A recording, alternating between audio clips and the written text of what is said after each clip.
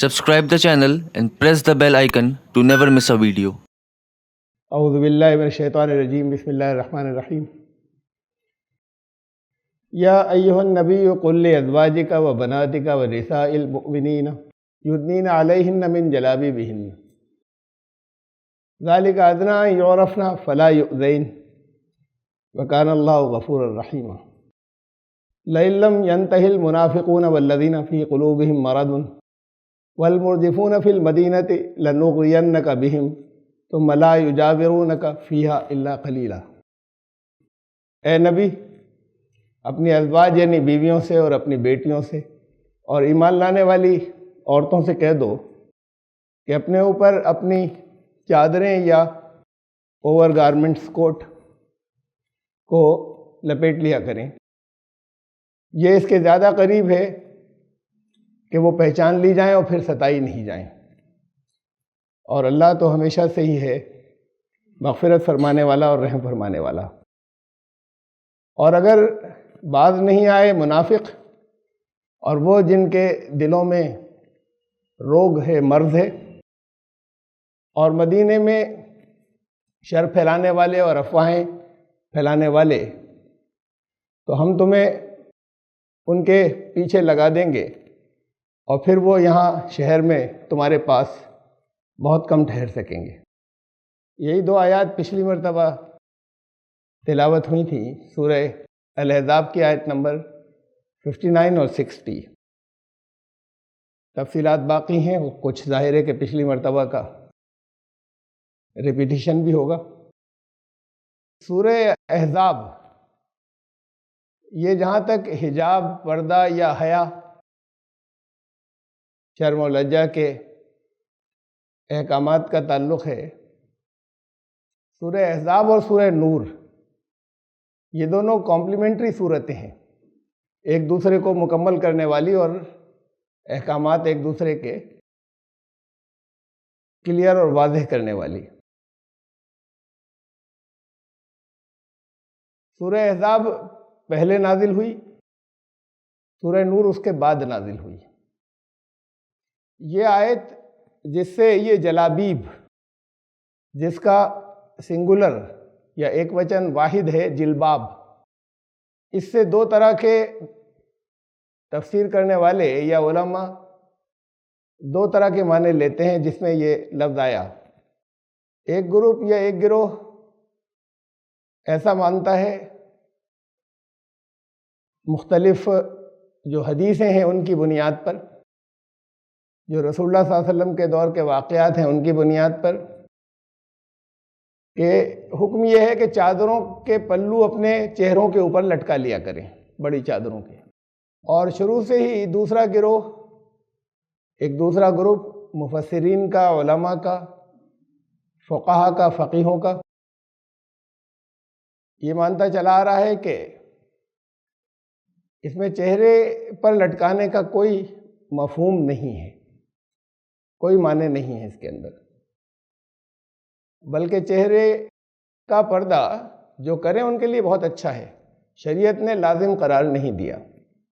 اس پر پچھلی مرتبہ کافی میں نے بحث کی تھی، لیکن یہ آیت جس میں یہ لفظ آیا جلابیب، چادریں اپنے اوپر لپیٹ لیا کریں، یا دوسرا گروپ کرتا ہے اپنے منہ کے اوپر لٹکا لیا کریں، یہ آیت ایک تو بہت واضح ہے کہ باہر نکلنے سے متعلق ہے، یہ اس پر کسی کو کوئی متبھید یا اختلاف نہیں ہے کہ جب عورتیں باہر نکلیں، ظاہر ہے گھر میں تھوڑی جو نقاب کی بات کرتے ہیں یا پلو لٹکانے کی، ایسا تھوڑی کہ وہ کہیں کہ گھر میں نقاب پہن کے بیٹھے۔ اور آیت نمبر 60 جس میں کہا کہ تاکہ منافق یا افواہیں پھیلانے والے یا شر پھیلانے والے پہچان لیں کہ یہ پاک باز عورتیں اور ستائیں نہیں، تو اس سے اور واضح ہے کہ یہ گھر سے باہر نکلنے سے متعلق ہے، گھر کے اندر کے لیے نہیں۔ اب یہ صورت نازل ہوئی پہلے، اس کے بعد نازل ہوئی سورہ نور، جس میں حکم یہ ہے، میں بھی لاؤں گا سامنے، کہ اپنی نگاہوں کو بچا کر رکھیں، کھینچ کر رکھیں۔ دونوں سے کہا، مردوں سے بھی عورتوں سے بھی۔ ایمان لانے والے مردوں سے کہا قل للمؤمنین یغضوا من ابصارہم، ایمان لانے والی عورتوں سے کہا قل للمؤمنات یغضضن من ابصارہن، ایمان لانے والے مردوں سے کہو اپنی نگاہوں کو ذرا کھینچ کر رکھیں۔ ایمان لانے والی عورتوں سے بھی کہا کہ اپنی نگاہوں کو بچا کر رکھیں۔ یہ مردوں سے جو کہا اپنی نگاہوں کو ذرا بچائیں، کھینچیں، انٹینسٹی اس کی کم کریں، اس کا تیکھا پن کم کریں۔ جب چہرے پہ نقاب پڑی ہوگی تو یہ حکم کس بات کا آ رہا ہے؟ یہ آیا ہے بات کو، سورہ نور بات کو نازل ہوئی، اور تھا کہ گھوریں نہیں، نظروں کے اندر واسنا ہوس نہ ہو، اس کی انٹینسٹی کو کم کریں۔ تو جب چہرہ ڈھکا ہوا ہے تو پھر یہ نظریں کھینچنے والی بات کیسی ہے؟ یا وہ بہرحال آگے چلتے ہیں۔ محرم رشتہ داروں اور چند دوسروں سے پردے کی حدود، یعنی پردے کی کیا سیمائیں ہیں، کیا لمٹس ہیں۔ ان رشتہ داروں سے جن کا سورہ نور نے یہ کہا، جن کے بارے میں کہ ان کے سامنے اپنی زینت ظاہر کر سکتی ہیں، باپ ہیں، سسر ہیں، بیٹے ہیں اور دوسرے اور رشتہ دار، جن کے کہا کہ ان سے پردہ نہیں ہوگا یا ان کے سامنے اپنی زینت ظاہر کر سکتے ہیں۔ ان سے کتنا پردے کا مطلب یہ مت سمجھیے گا کہ چہرے کی کوئی چیز، پردے کا مطلب ان سے جسم کا کتنا حصہ چھپائیں، اس کی حد کیا ہے، اور کچھ اور گھر کے اندر جو دوسرے رہتے ہیں۔ وہی ہم آگے سورہ نور پر، قل للمؤمنات یغضضن من ابصارہن ویحفظن فروجہن ولا یبدین زینتہن الا ما ظہر منہا، ایمان لانے والی عورتوں سے کہو کہ اپنی نگاہوں کو ذرا کھینچ کر رکھیں، اپنی شرمگاہوں کو، لجا اندریوں کی اپنی سرکشا کریں، حفاظت کریں، اور اپنی زینت کو ظاہر نہیں کریں سوائے اس کے کہ جو مجبوراً ظاہر ہو ہی جاتی ہے، کام کاج میں، مختلف کاموں میں جس پر کوئی بس نہیں ہے، اس کے سوا اپنی زینت، اپنا سنگار اسے چھپائیں۔ اور وَلْيَضْرِبْنَ بِخُمُرِهِنَّ عَلَى جُيُوبِهِنَّ، اور اپنے سینوں پر اپنی اوڑھنیوں کے آنچل ڈالے رہیں۔ جیسے میں پھر یاد دلا دوں کہ یہ آیتیں ہیں سورہ نور کی، اس کے بعد نازل ہوئی ہیں، وہ جلباب والی بات کے، وہ چادریں جسے نقاب یا پردہ کہا جاتا ہے، یہ بات کو آیا ہے سورہ نور کی آیات جو ہیں۔ ایمان لانے والی عورتوں سے کہو کہ اب یہ دیکھیے بہت واضح ہے کہ یہ باہر والوں کے سے متعلق ہے، یہ بھی کہ الا ما ظہر منہا، سوائے اس کے کہ جو مجبوراً کھل جاتا ہے، اس کے سوا کوئی حصہ جو ہے جسم کا یا زینت کا یا سنگھار کا وہ نہ کھلے، اور اپنی دوپٹے اور اوڑھنیاں جو ہے وہ اپنے سینوں پر ڈالے رکھیں۔ کن سے نہیں چھپانا ہے یا چھپانا ضروری نہیں ہے، اس کے بعد پھر ان کو بتایا، وہ یہ ہیں۔ چونکہ گزر چکی ہے اس لیے میں آیت نہیں پڑھوں گا پوری تفصیل کے ساتھ میں، کہ وقت شاید آج بھی کم رہ جائے، تھوڑا سا ہم آگے بڑھ جائیں، اسے شارٹ کر دیا ہے میں نے ان دو آیات، یہ اس پوری آیت کی ڈیٹیل کو، کہ کن سے اپنی زینت کو قرآن کہہ رہا ہے کہ ان سے کوئی ضرورت نہیں چھپانے کی، ان کے علاوہ دوسروں سے چھپائیں، تو ان کے علاوہ دوسروں سے چھپائیں سوائے اس کے کہ جو ظاہر ہو ہی جائے گی، تو وہ باہر سے متعلق ہے، یہ تو گھر میں ہے، باقی جتنے ہیں وہ دوسرے، ان کے علاوہ وہ عام طور سے باہر ہیں گھر کے، تو کہا کہ ان سے اپنی زینت چھپائیں سوائے اس کے کہ جو ظاہر ہونا مجبوری ہے، اپنی سجاوٹ چھپائیں سوائے اس کے کہ جو ظاہر ہونا مجبوری ہے، اور ان سے چھپانے کی ضرورت نہیں ہے۔ اس میں سے میں نے شوہر کو ہٹا دیا ہے، ان کا شوہر کا نام بھی اس لیے کہ شوہر کے لیے پھر اور قرآن نے کہا کہ وہ تو ایک دوسرے کے لیے لباس ہے، پھر اس نے ہٹا دیا کہ باپ، خسر، سگے، سوتیلے بیٹے، بھائی، بھتیجے، بھانجے، یہ تو ہے ایک لسٹ رشتہ داروں کی، کہ ان سے زینت چھپانے کی ضرورت نہیں ہے۔ اور پھر نسائہن، میں نے پچھلی بار تشریح کی تھی، اپنی عورتیں، تو اپنی عورتوں کو اگر ہم بہت وسعت دیں، اگر ہم بہت اس کو براڈ مائنڈڈلی لیں، تو اپنی عورتوں سے مطلب یہ خالی یہ نہیں کہ مسلمان عورتیں، بلکہ جان پہچان کی عورتیں، ایسی عورتیں جن کے کردار، کیریکٹر معلوم ہو، ان سب کو لے لیں، کہ ان کے علاوہ باقی عورتوں سے بھی، اپنی عورتوں کے علاوہ باقی عورتوں سے بھی وہی پردہ کرنا ہے جو باہر والے دوسرے لوگوں سے کرنا ہے۔ اس کی پابندی کون کرتا ہے؟ وہ جو پردے کے بہت سخت ہیں، چہرے کے پردے کے پر بہت سختی سے عمل کرتے ہیں یا اسے مانتے ہیں، ان کی عورتیں کیا کسی عورتوں کے پروگرام میں نہیں جاتی؟ اور وہاں کیا ایسی عورتیں نہیں ہوتی جو ان کی جان پہچان کی نہیں ہیں اور نہیں معلوم کس کردار کی ہوں؟ ان سے بھی وہی پردہ کرنا تھا جو باہر کے دوسرے مردوں سے کرنا ہے۔ اگر باہر کے دوسرے مردوں کے سامنے نقاب ڈالنی تھی تو نقاب ان کے سامنے بھی ڈالنی، یا جتنا ان سے پردہ کرنا تھا اتنا ہی ان سے بھی کرنا ہے، ان عورتوں سے بھی۔ یا اس کا ریورس سمجھ لیجیے، جتنا ان عورتوں سے کیا جا سکتا ہے کسی فنکشن میں گئی تو جتنا ان عورتوں سے پردہ کیا جا سکتا ہے اتنا ہی باہر والوں سے بھی کرنا ہے۔ عورتیں پھر وہ جو جنگ میں جیتے ہوئے آئے، جنگ میں یا جس دور کے اندر بھی کبھی غلامی ہوتی ہو، یا وہ ماتحت جو عمر ان کی زیادہ ہو گئی ہے، وہ ایسے امپلائیز یا ایسے بچے جو ابھی زیادہ سیکرٹس کو نہیں جانتے لیڈیز کے، ان کے علاوہ سب سے اپنی زینت کو چھپائیں۔ اب حدیثیں کچھ دیکھ لیجئے، وہ حدیثیں جو وہ لوگ کوٹ کرتے ہیں، حوالے دیتے ہیں وہ لوگ جو کہتے ہیں کہ چہرے کا پردہ ضروری ہے۔ مثلا مولانا مودودی کا میں نے زیادہ تذکرہ کیا تھا اس لیے کہ انہوں نے جو کتاب لکھی پردہ، وہ بڑی کمپریہنسو، بہت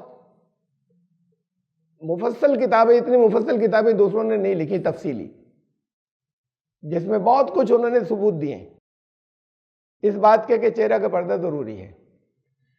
اس میں یہ میں نے اوپر کی جو حدیثیں جو لی ہیں یہ انہی کی کتاب سے فوٹو اسٹیٹ ہے، انہی کی کتاب سے فوٹو ہے، اور پھر نیچے ترجمہ ہے، لکھا ہے۔ انہوں نے ابن جریر کی جو پرانی تفسیر، جو سب سے پرانی تفسیر ہے، اس کے حوالے سے یہ حدیث نوٹ کی ہے کہ نبی صلی اللہ علیہ وسلم نے فرمایا کسی عورت کے لیے جو اللہ اور یوم آخر پر ایمان رکھتی ہو جائز نہیں کہ وہ اپنا ہاتھ اس سے زیادہ کھولے، یہ کہہ کر اپنی کلائی کے نصف حصے پہ ہاتھ رکھا، کلائی کے آدھے حصے پہ ہاتھ رکھا گا، اس سے زیادہ کی اجازت نہیں ہے کہ وہ اپنا ہاتھ اس سے زیادہ کھولے، اس کی اجازت نہیں ہے۔ یہ ابن جریر کی میں حدیث ہے، پرانی تفسیر جہاں سے انہوں نے لیا ہے۔ اس کی تحقیق یہ ہے، یہ میں نے جو جتنی تحقیق کی اور جہاں جہاں جو کچھ مجھے ملا، اس حدیث کی تحقیق یہ ہے، انہوں نے ابن جریر لکھ دیا، ابن جریر محدث تو نہیں تھے۔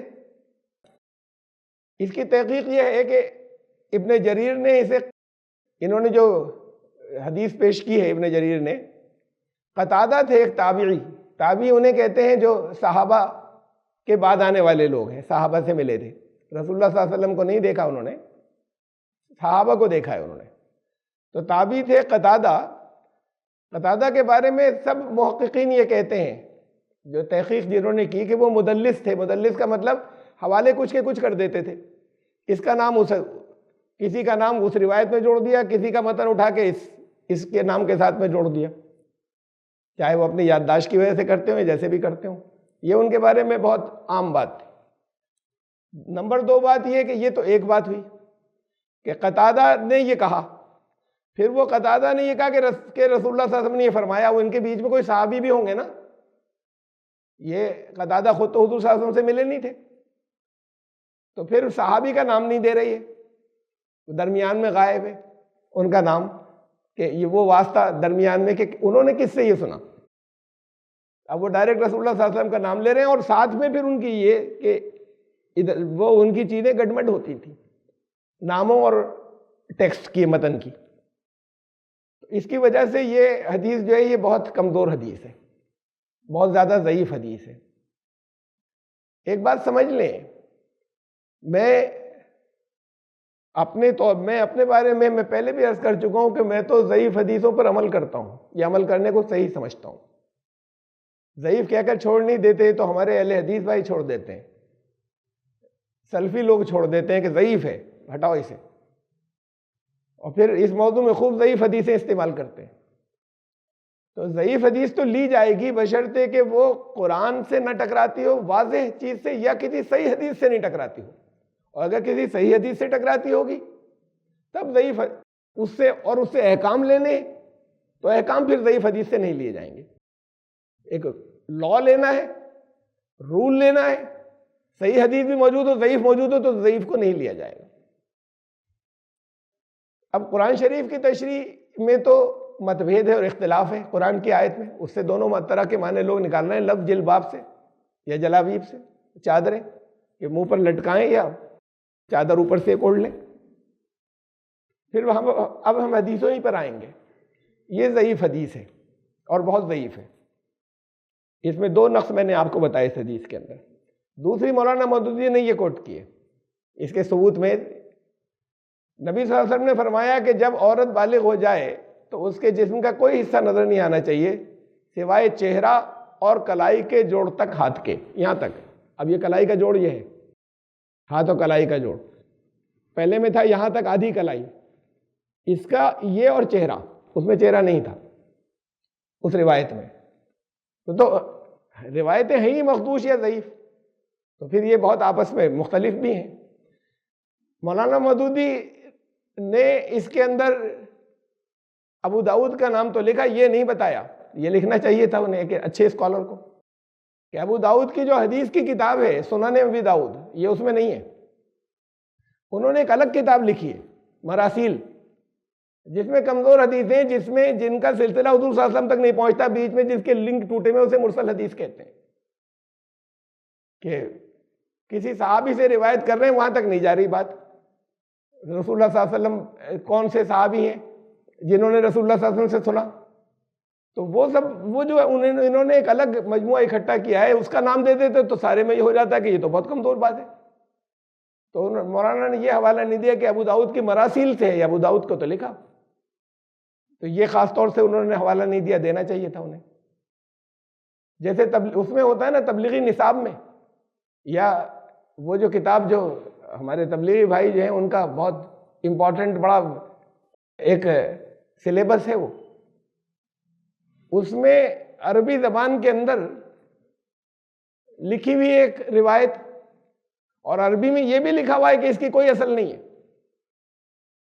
اس کا جو ٹرانسلیشن لکھا ہے اس میں سے گول کر جاتے ہیں. اب تو جو پڑھنے والے ہیں تو پوری بھیڑ وہ تو نہیں عربی کے معنی جانتی.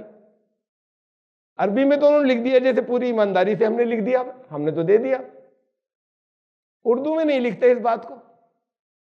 تب مولانا نے جہاں سے دیکھا ان کو، مولانا کو وہ حوالہ دینا چاہیے تھا، تو انہوں نے نہیں لکھا کہ یہ مراسیل میں سے ہے. اس میں اختلاف ہو گیا پیچھے والی روایت سے، ان کا یہاں تک کے ہاتھ، اس میں تھا یہ یہاں تک کے. تیسری مولانا مودودی نے یہ دی ہے، یہ بھی ابن جریر کے حوالے سے دی ہے، تفسیر ابن جریر کے حوالے سے، کہ اس میں یہ حدیث دی ہوئی ہے. حضرت عائشہ فرماتی ہیں کہ میں اپنے بھتیجے عبداللہ بن طفیل کے سامنے زینت کے ساتھ آئی تو نبی صلی اللہ علیہ وسلم نے اس کو ناپسند کیا. میں نے عرض کیا یا رسول اللہ وہ تو میرا بھتیجا ہے. حضور نے فرمایا جب عورت بالغ ہو جائے تو اس کے لیے جائز نہیں کہ اپنے جسم میں سے کچھ بھی ظاہر کرے سوائے چہرے کے اور سوائے اس کے. یہ کہہ کر آپ نے اپنی کلائی پہ اس طرح ہاتھ رکھا کہ گرفت پکڑنے کے مقام اور ہتھیلی کے درمیان ایک مٹھی کی جگہ باقی تھی، یعنی اتنی جگہ چھوڑ دیجئے، آدھی ہتھیلی نہیں، اتنا. اس سے پہلے والی آدھی کلائی تھی، ابھی جو اس سے پچھلی حدیث تھی اس میں اتنا حصہ تھا. اب اس میں ہاتھ رکھ کر دکھا رہے ہیں نا. اگر زبان سے بول رہے ہوتے، صرف زبان سے بول رہے ہوتے تو ہم یہ کہتے کہ یہ کہنے کا فرق ہے خالی. آدھی کلائی کو ہم یوں بھی مان لیں اور ایسے بھی مان لیں، لیکن ایکشن سے بتا رہے ہیں ہر جگہ. تو پھر ان کا کہ یہاں پر اتنے پہ ہاتھ رکھا جہاں پر یہ ایک مٹھی بھر چھوڑ دیں اور اتنا حصہ. تو ابن جریر نے اس میں جو راوی ہے وہ ابن جریح ہیں. اب وہ ڈائریکٹ یہ کہہ رہے ہیں کہ حضرت عائشہ نے یہ فرمایا، حضرت عائشہ نے یہ بتایا کہ میں اپنے بھتیجے کے سامنے آئی تو حضور صلی اللہ علیہ وسلم نے کہا کہ جب عورت بڑی ہو جائے، بالغ ہو جائے تو اپنے جسم میں سے کچھ بھی ظاہر نہیں کر سکتی سوائے چہرے. اور اس کا مطلب حضرت اس کے مطابق، اس روایت کے مطابق حضرت عائشہ سرور کھلے ہوں گی، یہ جو بھی ہوگا. بھائی اتنا حصہ اگر ہوتا تو کہتے ہی نہیں، ٹوکتے ہی نہیں، اس سے زیادہ کچھ جسم کھلے ہوں گی. تو انہوں نے کہا میرا بھتیجا ہے، کہا نہیں اجازت ہے. اور پھر بتایا کہ بس اتنے سے زیادہ کی اجازت نہیں ہے. یہ روایت ابن جریح کی ہے. ابن جریح نے اس کو روایت کیا حضرت عائشہ سے، کہ ابن جریح نے کہا حضرت عائشہ نے یہ بتایا. ابن جریح اور ان کے بیچ میں بہت لمبا گیپ ہے، حضرت عائشہ کے بیچ میں ٹائم کا. اور کم سے کم 2 نسلیں بیچ میں گئی ہیں درمیان میں، کم سے کم 2.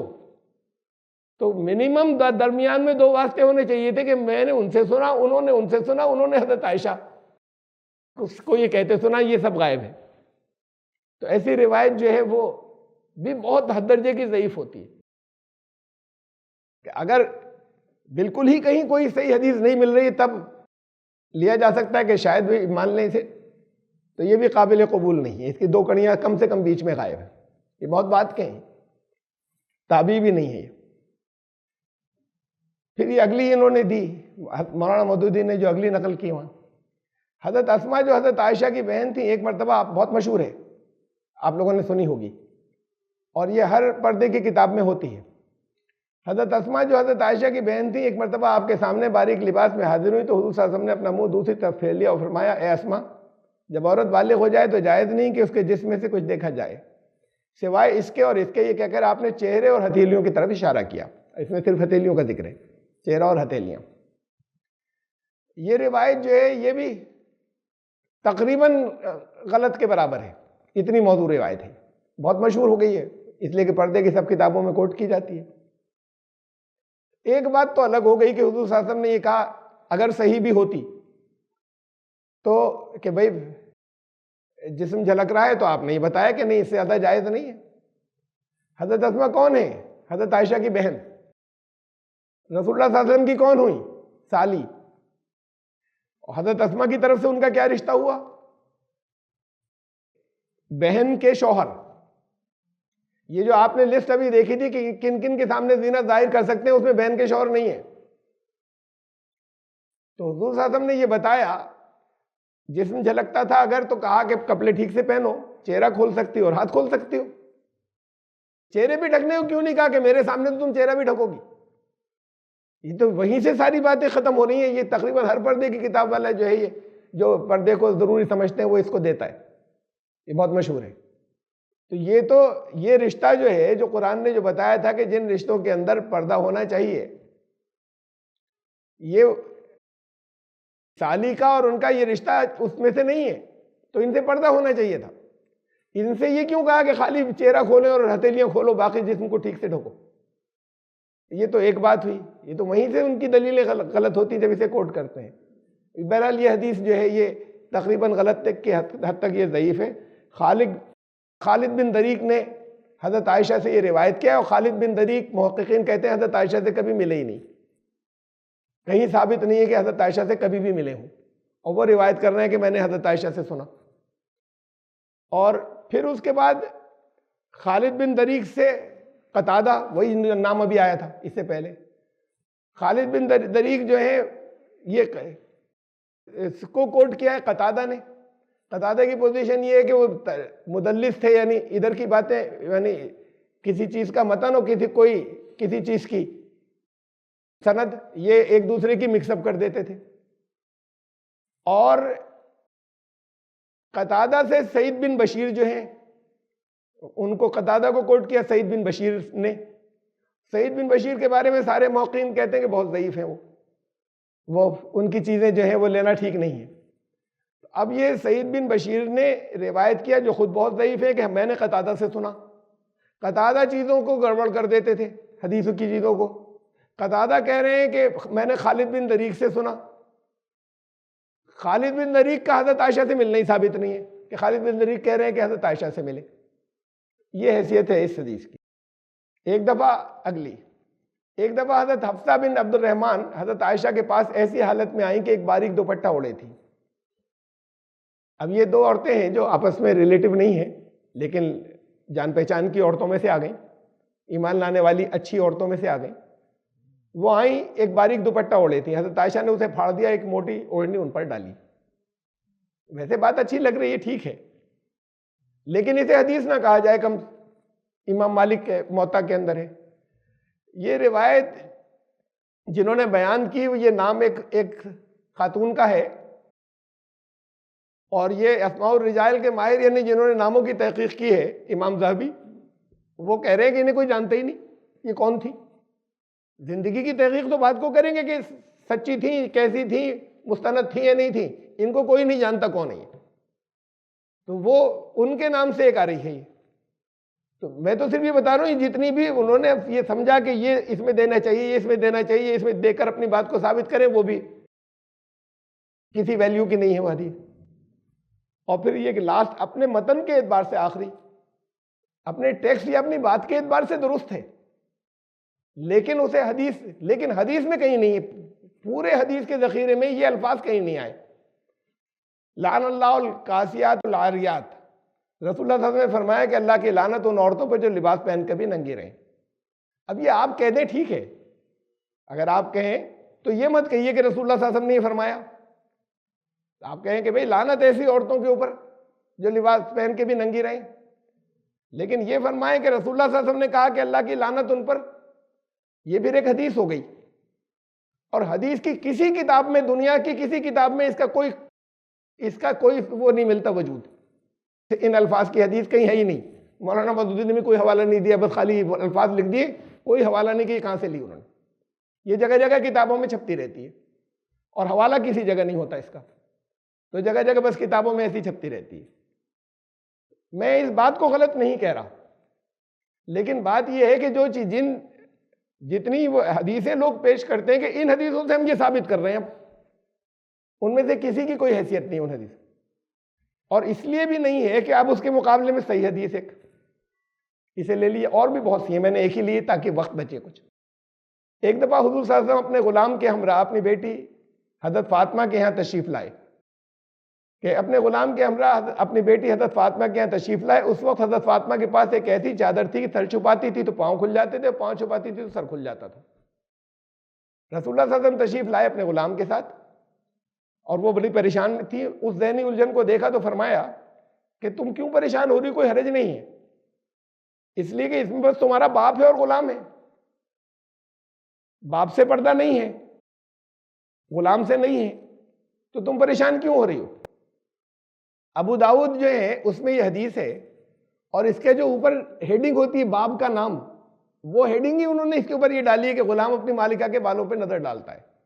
جب سر کھل جاتا تھا تو اس کا مطلب بالوں کو دیکھا جا سکتا ہے، اور رسول اللہ صاحب نے کہا کوئی حرج نہیں ہے. بھئی یہ کہتے کہ منہ چھپا لو، ان سے کہتے کہ ہم منہ چھپا کے چلے جائیں گے. اب ایک بات یہ ہے صحیح حدیث، اس سے کتنی بات، کم از کم سے کم ایک تو بات کلیئر ہوئی کہ یہ جو رشتے ہیں جو آئے تھے اس آیت کے اندر کہ ان کے سامنے زینت ظاہر کر سکتے ہیں، ان کے سامنے سر کھولا جا سکتا ہے. اور ابھی سب باتیں چھوڑیں، سر کھولا جا سکتا ہے، والد کے سامنے سر کھولا جا سکتا ہے، اور گھر کے جو مملوک غلام ہیں ان کے سامنے بھی سر کھولا جا سکتا ہے. اور بھی کچھ رشتے بیان ہوئے تھے سورہ نور کی آیت نمبر 31 میں. یہ ہے گھر کے لوگوں سے سر کہ جس میں سر کھلا ہو سکتا ہے. تو پھر گھر کے باہر، گھر میں اور گھر کے باہر میں فرق ہے نا. تو گھر کے باہر کے لوگوں سے، جو گھر کے باہر کے جو لوگ ہیں وہاں پر سر ڈھک جائے گا، لیکن گھر کے لوگوں سے ان کے دینے کے بعد حضرت مولانا مودودی نے پھر یہ لکھا کہ یہ حدیثیں، یہ جو گزری ابھی، جن کے بارے میں میں نے آپ کو جن کی تفصیلات بتائیں، ان سے یہ ثابت ہو جاتا ہے کہ عورت ان رشتہ داروں سے بھی جو سب سے قریبی ہیں، باپ ہے اور بیٹا ہے، ان سے بھی اپنا پورا جسم چھپائے گی، سر بھی چھپائے گی، صرف اتنی اجازت ہے چہرے اور ہاتھ کی بس. تو ایک تو صحیح حدیث سے یہ ثابت ہو رہا ہے کہ ایسا نہیں ہے، اور وہ ان ساری حدیثوں کی میں نے پوزیشن بتا دی آپ کو کیا ہے. اصل بات یہ ہے کہ اس میں بھی یہ وضاحت نہیں کی کہ جسم کا اور بھی کوئی حصہ، ہتھیلیاں کہیں یا پاؤں واؤں کھل سکتے ہیں، نہیں، اس کی وضاحت اس میں نہیں. سر کو کہا کہ بھئی پریشان کیوں ہو، اس میں تم کو پریشان مت ہو، باپ ہی تو ہیں تمہارے، غلام ہیں. تو حدود اب بھی نہیں آئیں، لمٹس، کہ گھر والوں کے لیے اتنی بات کلیئر ہو گئی کہ سر کھولا جا سکتا ہے، اور جسم کا بھی کوئی حصہ کھولا جا سکتا ہے، نہیں، وہ اس میں نہیں ہے. اب سورہ نور کی جو میری تفسیر تھی، جو سورہ نمبر 24، اس پر ذرا نظر ڈال لیجئے گا. یہاں میں نہیں لا رہا کہ ہمارے حنفی فقہا، ہمارے دیوبندی علماء اور کیا کیا فتوے دیتے ہیں کہ جسم کے کون کون سے حصے کھولے جا سکتے ہیں، وہ میں یہاں نہیں دہرانا چاہ رہا گھر والوں کے سامنے یا آپس میں، یہاں پہ میں اب نہیں دہراؤں گا. تو بہرحال یہاں اس سے اتنا معلوم ہوتا ہے، وہ اس انتہا کے اوپر پہنچ جاتے ہیں یہ دیوبندی علماء اور دوسرے اور بہت سے علماء، بڑی تعداد میں، جس کو بڑی تفصیل سے میں دکھا چکا ہوں پہلے، سورہ نور کی تفصیل کہ جس میں سینہ بھی سامنے کھولا جا سکتا ہے ان لوگوں کے گھر والوں کے سامنے، اور اس سے زیادہ میں نہیں کہنا چاہ رہا. سن کر گھن بھی آتی ہے اور شرم بھی آتی. تو کیا کوئی ہدایت قرآن کی نہیں ہے؟ کوئی ہمیں صحیح حدیث نہیں مل رہی؟ صحیح حدیث یہاں تک مل رہی کہ سر کھولا جا سکتا ہے کتنا، اور اس کے علاوہ بھی کچھ چھپانا ضروری ہے یا نہیں ہے؟ یہ کچھ نہیں ہے. قرآن کی ہدایت ہے، قرآن نے جنرل ہدایات دی ہیں، اس کے بعد لوگوں پر چھوڑ دیا ہے، ڈیفائن نہیں کیا ہے. والذین هم لفروجہم حافظون، وہ جو سورت شروع ہوئی ہے، سورہ نمبر 23 شروع ہوئی ہے، قد افلح المؤمنون، وہ ایمان لانے والے فلاح پا گئے، کامیاب ہو گئے، بیڑا پار ہو گیا، سفل ہو گئے. اب اس میں بہت سی چیزیں گنائیں جن میں سے ایک یہ ہے والذین هم لفروجہم حافظون، جو اپنی شرمگاہوں کو ڈھکتے ہیں یا اس کی حفاظت کرتے ہیں. الا علی ازواجہم او ما ملکت ایمانہم فانہم غیر ملومین، سوائے اس کے کہ ان کی بیویاں ہوں یا بانیاں، ان کے علاوہ سب سے اپنی شرمگاہوں کو ڈھکتے ہیں، پھر وہ قابل ملامت نہیں ہے. ان کے علاوہ اگر وہ اس کی پابندی رکھے تو پھر اس کے علاوہ پھر ان کے اوپر ان کے معاملے میں کوئی ملامت نہیں. ایک حکم دے دیا قرآن نے. قرآن نے یہ کہا کہ وَلَا تَقْرَبُوا الْفَوَاحِشَ مَا ظَهَرَ مِنْهَا وَمَا بَطَنَ، کسی طرح کی بھی بے حیائی کے قریب مت جانا، وہ کھلی ہوئی ہو یا چھپی ہوئی ہو. سامنے سے نظر آتی ہو بے حیائی، اور کچھ یہ کہ لوگ نہیں دیکھ پاتے یہ بے حیائی اور تم جانتے ہو، تو وہ کھلی ہوئی ہو یا چھپی ہوئی ہو اس کے قریب بھی مت جانا. یہ جنرل ہدایات دے دی خود. اب اس میں یہ بھی میخ نکالنا کہ کتنا حصہ یہاں سے یہ سرک گیا، یہ کپڑا یہاں سے سرکا، یہ اتنا، شریعت نے تو یہ بتایا تھا، یہ بتایا تھا، ہے ہی نہیں، کہیں نہیں. اس کی حدود کے اندر، اس لمٹ کے اندر اپنے فیصلے کرنے اور آپ کو اپنا حساب دینا ہے کہ بے حیائی تھی یا نہیں تھی کوئی چیز، حیا کی کتنی ضرورت ہے، لجا شرم کی گھر کے کن لوگوں کے ساتھ میں کتنی، اتنی رکھی جائے اسے، اور کوئی بھی چیز اس مقام تک نہیں پہنچ جائے کہ جو بے حیائی کے اندر آ جائے. بس اتنی ہدایات ہیں قرآن کی. اس کے آگے جو ہدایات دیں کہ ہسبینڈ وائف کے کچھ آورز، کچھ گھڑیاں، کچھ سمے ایسے ہیں کہ وہ رات کو سونے کا، دوپہر کے وقت میں آرام کا، کہیں اگر زیادہ لمبے جہاں دن ہوتے ہیں وہاں دوپہر کے وقت اگر کہیں ساتھ میں اگر وہ لیٹے ہوئے ہیں تو 3 وقتوں کو کہا، عشاء کے بعد، فجر سے پہلے اور دوپہر کے وقت. ان کے گھروں میں یہ گھر والے بھی پرمیشن لے کر جائیں، آواز دے کر، اس کے بغیر نہیں گھسا کریں ان کے رومز میں، ان کے کمروں میں، ان کے گھروں میں. ایک یہ ہدایت دی. ایمان لانے والوں، تمہارے، میں آیت نہیں پڑھ رہا ہوں وقت بچانے کے لیے، سورہ نور کی آیت نمبر 58 اور تفسیریں گزر چکی ہیں اس کی. اے ایمان لانے والوں، تمہارے غلام اور تمہارے وہ لڑکے جو ابھی ویسک یا بالغ نہیں ہوئے، ایڈلٹ نہیں ہوئے ہیں، تو ان سے ان 3 وقتوں، وہ تم سے 3 وقتوں میں پرمیشن لے کر آیا کریں، ڈائریکٹ نہیں گھسا کریں. وہ 3 وقت جو ہے میں نے بتا دیا آپ کو، آیت چھوڑ دیے بیچ میں کہ اس کے آگے ہے تفصیل. فجر سے پہلے، عشاء کے وقت کے بعد، رات کو جو لیٹنے کا وقت ہے، اور دوپہر میں اگر کسی وقت وہ آرام کر رہے ہو تو پھر اگر وہ آئیں تو یہ گھر کے لوگ بھی جو ہیں وہ پرمیشن لے کے اور ناک کر کے آئیں. یہ تو تھا گھر والوں کا. اب قریبی رشتہ دار اور بھی ہیں، جیسے کزنز ہیں، چچا بھائی، فرسٹ کزنز ہیں، ماموداد بھائی، پھوپھیزاد بھائی، خالہ بھائی. ان رشتوں کے حساب سے وہ جو پیچھے گزرے سورہ نور کی آیت نمبر 31، ان سب سے اپنی زینت چھپانی ہے. دیکھ لیجئے ایک بار پھر وہ کون کون ہے. باپ، سسر، سگے یا سوتیلے بیٹے، بھائی، بھتیجے، بھانجے، خالہ داد، پھوپھیداد بھائی نہیں، چچا داد بھائی نہیں، بھتیجے، بھانجے عورتوں کے، اور پھر وہ یہ ہیں رشتہ دار.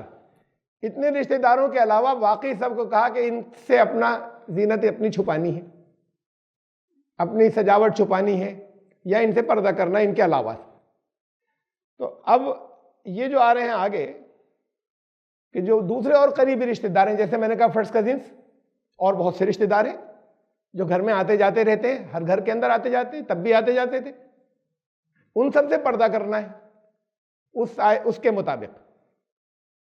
یعنی ان کے اب تو اس سے ہمیں لمٹس معلوم ہوں گی کتنی. اگر وہ صرف چہرہ کھول سکتے تھے بیٹوں کے سامنے, اپنے باپ کے سامنے صرف فیس کھول سکتے تھے جیسا کہ انہوں نے کہا مولانا مودودی نے, تو پھر یہ جو ہے ان سے فیس بھی چھپانا ہوگا. بچا کیا تھا؟ فیس اور ہتھیلیاں. اب اگر صرف اتنا کھولا جا سکتا تھا باپ کے اور بیٹے کے سامنے اور باقی جسم چھپانا تھا, تو پھر اب یہ جو آ رہے ہیں رشتہ دار, ان سے فیس بھی چھپانا ہے. بھئی ان سے پردہ کوئی زیادہ ہوگا نا. جب کہا کہ اپنی زینت ظاہر نہیں کریں سوائے ان کے, تو اب ان کو تو اجازت دی انہوں نے, ان لوگوں نے, کہ بس صرف اتنا حصہ ہے گھر والوں, ان رشتہ دار جو اس کے اندر قرآن میں دیے ہوئے نام, ان کے سامنے بس اتنا حصہ آئے گا بس. تو اس سے الگ جو رشتہ دار ہیں چاہے وہ قریبی رشتہ دار ہوں, ان سے اس سے کوئی زیادہ چھپانا ہوگا نا. اب تو پھر چہرہ ڈھکے گا. تو پھر نقاب ڈال کر اگر کوئی کزن آئیں گے تو وہ سب ایک دوسرے سے نقاب ڈال کر ملیں گے. وہ پردے کی حد کیا ہے؟ دیکھیے اب صحیح حدیث ہے, یہ فتح مکہ کے دن, اور پھر یہ بات آخر کے دنوں کی ہے. فتح مکہ سن 8 ہجری کی بات ہے. فتح مکہ کے دن حضرت فاطمہ آئیں. مکہ فتح ہوا تھا جب وہ لوگ مکے میں تھے یہ لوگ, اور نبی صلی اللہ علیہ وسلم کے لیفٹ ہینڈ پر بیٹھ گئیں. پھر ام ہانی آئیں. ام ہانی جو ہے وہ رسول اللہ صلی اللہ علیہ وسلم کی کزن تھی, چچا زاد بہن, حضرت علی کی بڑی بہن تھی, حضرت ابو طالب کی بیٹی. وہ اس وقت تک انہوں نے ہجرت نہیں کی تھی, وہی مکے میں رہتی تھی. جب مکہ فتح ہوا پھر وہ آئیں. وہ آنے کے بعد رائٹ ہینڈ پہ برابر بیٹھ گئیں جہاں بھی بیٹھے تھے رسول اللہ صلی اللہ علیہ وسلم. پھر ایک کنیز کچھ وہ لے کر آئی, کوئی ڈرنک, شربت کوئی. اس شربت میں سے انہوں نے رسول اللہ صلی اللہ علیہ وسلم کو دیا, آپ نے پیا اس میں سے, اور پھر وہ برتن جو ہے ام ہانی کو اپنی کزن کو دیا, لو تم پیو. تو اب یہ کوئی پردہ نہیں ہو رہا یہاں پر چہرے کا کسی طرح کا, اور ساتھ بیٹھے ہیں بات کر رہے ہیں. ان کی فرسٹ کزن تھی, چچا بہن تھی. تو چچا مطلب یہ جو ہمارے یہاں جو چیزیں ہیں وہ ساری غلط حدیثوں کی بنیاد پر بڑے آرٹیفیشل فیصلے کیے گئے. یہ بالکل پریکٹیکل ساری دنیا میں جو جسے بالکل نیچرل سمجھا جائے گا کہ کوئی بے حیائی نہیں کرے, تو وہاں پر کسی جگہ پہ کزن سے پردہ نہیں ہوگا, اور نہیں تھا. آخر کے دور کی بات ہے کہ رسول اللہ صلی اللہ علیہ وسلم کے برابر بیٹھی, آپ نے اب اس میں سے پیا, پھر انہیں دیا, لو تم پی لو. یہ ہے باقی ریلیٹیوز اور جتنے, ان سے پردے کی پوزیشن کہ ان کے سامنے چہرہ کھلے گا. تو پھر وہ جو گھر والے ہیں, وہ جو کہا تھا کہ ان سے زینت نہیں چھپائی جائے گی, ان کے سامنے جسم کے اور حصے بھی کھلیں گے. مثلا بال کھل سکتے ہیں, کہیں باہیں کھلی ہیں آٹا گوندتے وقت, کہیں صفائی کرتے وقت پائچے ذرا سے اوپر کر لیے. اس لیے کہ اب چہرے کھلنے کی بات تو یہاں پر بھی آ رہی ہے ان کے ساتھ میں.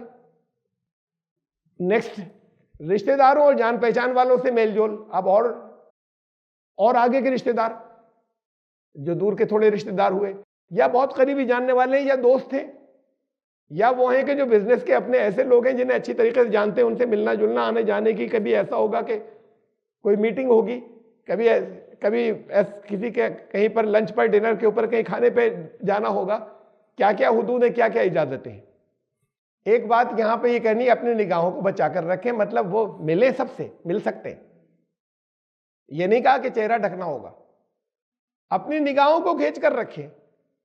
اگر چہرہ ڈھکا جائے تو پھر نگاہوں کو کھینچنے کا تو کوئی مطلب نہیں بچا. قُل لِّلْمُؤْمِنِينَ يَغُضُّوا مِنْ أَبْصَارِهِمْ وَيَحْفَظُوا فُرُوجَهُمْ ذَلِكَ أَزْكَىٰ لَهُمْ إِنَّ اللَّهَ خَبِيرٌ بِمَا يَصْنَعُونَ. ایمان لانے والے مردوں سے کہو کہ اپنے نگاہ, پہلے تو مردوں سے کہا, پھر عورتوں سے بھی کہا, اور اپنی شرمگاہوں کی حفاظت کریں, اور اپنی زینت میں سے جو مجبوراً ظاہر ہو اس کے علاوہ مت ظاہر کریں.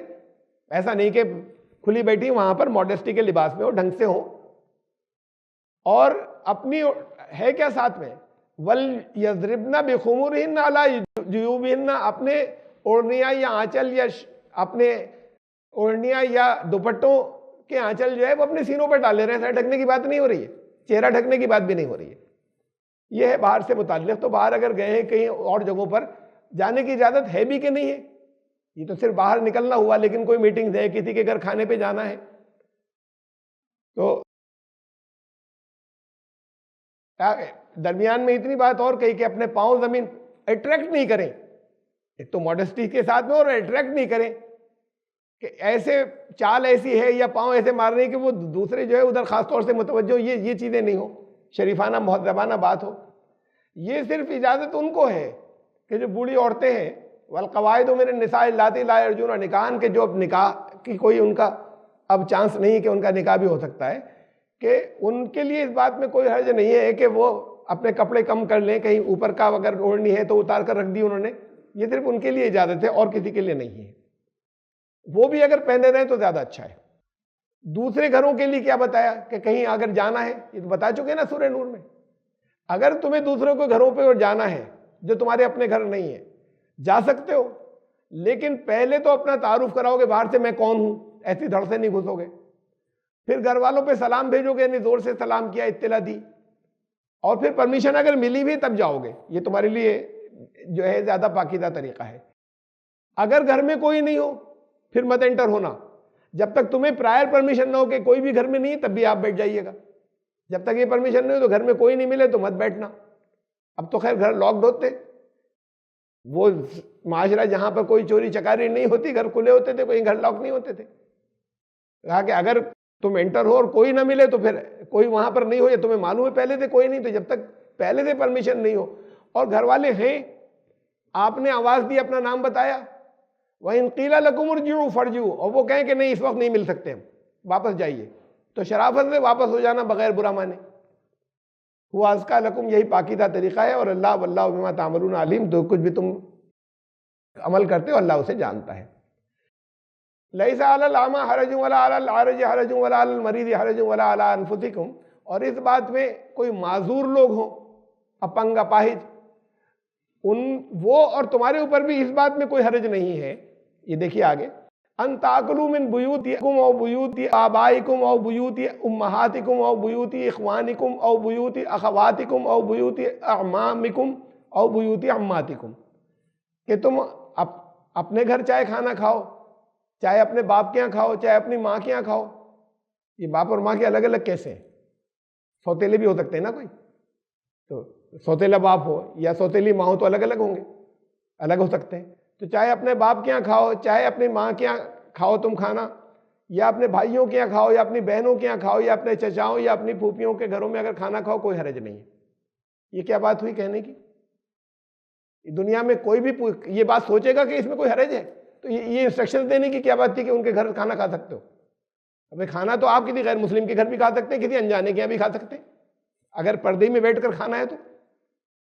اگر الگ کمرے میں پردے میں بیٹھ کر کھانا ہے تو یہ کوئی انسٹرکشن دینے کی بات ہی نہیں ہے کہ تم ان کے یہاں کھانا کھا سکتے ہو، ان کے یہاں جا کے کھانا کھا سکتے ہو. یہ بالکل کوئی ایسا جو بالکل انجانا ہو، جسے نہیں جانتے، وہاں پر بھی الگ ان کا کہ آپ ادھر بیٹھ جائیے، ہم لوگ ادھر نہیں آ رہے، کھانا کھا لیجئے، کھا سکتے ہیں آپ. تو یہ کیا بات تھی بتانے کی کہ تم ان سب کے یہاں کھانا کھا سکتے ہو؟ اور صرف یہی نہیں، اس کے آگے او بیوت اخوالکم او بیوت خالاتکم او ما ملکتم مفاتحہ او صدیقکم لیس علیکم جناح ان تاکلوا جمیعا و اشتاتا. تمہارے ماموں کے گھروں، تمہاری خالاؤں کے گھروں، یا تمہیں کسی نے اپنی کیز دے رکھی ہو، ہیں تعلقات، یہ کنجی آپ کے پاس ہے، اور وہاں پر، یا اپنے دوستوں کے یہاں. ایک آ گیا کہ تمہارے ملنے جلنے والے دوست، یہ بزنس کلیگ بھی ہو سکتے ہیں، تم وہاں پر چاہے اکیلے کھاؤ چاہے سب ساتھ مل کر کھاؤ. ان تاکلوا جمیعا و اشتاتا، دل چاہے اکٹھا ہو کے جمیعاً سب مل کر کھانا، دل چاہے الگ الگ کھا لینا. اس میں تو اصل بات یہ بتانی تھی کہ سوشل ریلیشن شپ پر روک نہیں لگائی اسلام نے، لیکن اچھا ماحول ہو، تمہیں معلوم ہونا چاہیے کہ اچھے لوگ ہیں، برے لوگوں سے ملنا ویسے ہی منع ہے. تو کسی ضرورت ہے کہ اس کے اندر سوشل ریلیشن شپ کے اوپر کسی طرح کی کوئی پابندی نہیں لگائی. ماڈسٹی کے لباس کے ساتھ میں ہوگی، جہاں نگاہوں کے اندر حیا ہوگی، جہاں پر دونوں طرف سے یہ ہوگا کہ حکم یہ ہے کہ اپنے نگاہوں کو کھینچ کر رکھیں. اب لوگ دیتے ہیں دلیلیں کہ صاحب کہہ تو دیا، لیکن وہاں تو جب یہ ماحول ایسی کھلی چھوٹ دیں گے نا تو آنکھیں تو لڑائیں گے. تو یہ جتنے پردے والے سارے گھر رہتے ہیں، ان کی لڑکیاں آنکھیں نہیں لڑاتی کسی سے، یہ تو دلوں سے ہوتا ہے اپنے. ان کے یہاں کیا کرپشن نہیں ہوتا کسی کے یہاں؟ بات یہ کہ یہ ساری چیزیں تو اسے حکم دے دیا تمہیں یہ کرنا ہے، لیکن زندگی کو قید نہیں کیا ہے بہت زیادہ. جو ہمارے کانسیپٹ یا تصور ہمارا چل آ رہا ہے، زندگی کو بہت قید نہیں کیا ہے. اسلام نے کہا یہ دین تمہاری آسانی کے لیے آیا ہے، ہاں اس میں تمہارے اوپر یہ پابندیاں، ان پابندیوں کے ساتھ نہیں کر سکتے تو مت جاؤ. کہا مل جل، اس کا مطلب ان سب کے یہاں کہیں دعوت ہو تو جا سکتے ہیں، مل کر بیٹھ کر کھانا کھا سکتے ہیں. میں خالی صرف قرآن کی آیت کی تشریح نہیں کر رہا، میں حدیث سے بھی دکھاؤں گا. فَإِذَا دَخَلْتُمْ بُيُوتًا، لیکن ایک یہ ہے پابندی، ایسے نہیں گھسو گے، پہلے اناؤنس کرو گے جانے سے پہلے. فَسَلِّمُوا عَلَىٰ أَنفُسِكُمْ تَحِيَّةً مِّنْ عِندِ اللَّهِ مُبَارَكَةً طَيِّبَةً، سلام کرنا، برکت کی دعا کرنا، پرمیشن لینا، اور اس کے بعد انٹری ہوگی. ایسے نہیں کہ کسی کے یہاں ایسے گھس گئے. اب یہ جنرل احکامات ہیں، یہ الگ جو ہر اسٹیج کے اوپر، ہر جگہ ہیں، ہر اسٹیج کے اندر وہ ساتھ میں لاگو ہوں گے. وہ بھی جو پہلے گزر چکے وہ بھی لاگو ہوں گے. کسی بھی بدکاری، فحش کام، کسی بے حیائی کے کام کے قریب مت جانا، وہ سب لاگو ٹوٹل کے اوپر ہے. وَلَا تَقْرَبُوا الزِّنَا، ویبچار یا بدکاری کے قریب بھی مت جانا. إِنَّهُ كَانَ فَاحِشَةً وَسَاءَ سَبِيلًا، یہ بہت ہی فحش اور بہت بری اور بہت ہی برا راستہ ہے. اب یہ ساری چیزیں دے دی، اس کے بعد کوئی پابندیاں، یہ جنرل اصول دے دیے ہیں. اب یہ پابندیاں نہیں لگائیں، اس کی وجہ سے مین میخیں نکل رہی. جو لوگ اپنے بنا رہے ہیں لمٹس کے، نہیں لمٹس بنانی ہے ہمیں، وہ یا تو بالکل ان حدیثوں سے جن سے کچھ لیا ہی نہیں جا سکتا، یا تو ان سے بڑی سخت پابندیاں لگا رہے ہیں، بس بالکل ایسے چھپا دو، اور یا وہ بالکل ہی کھولے دے رہے کہ صاحب کہیں پابندی تو تھی نہیں، اس لیے سینہ کھولنا بھی جائز ہے، اس لیے یہ بھی جائز ہے، اس لیے ناف کے بھی کھولنا، سب چیزیں جائز ہے، یا یہ کر رہے ہیں ساتھ میں.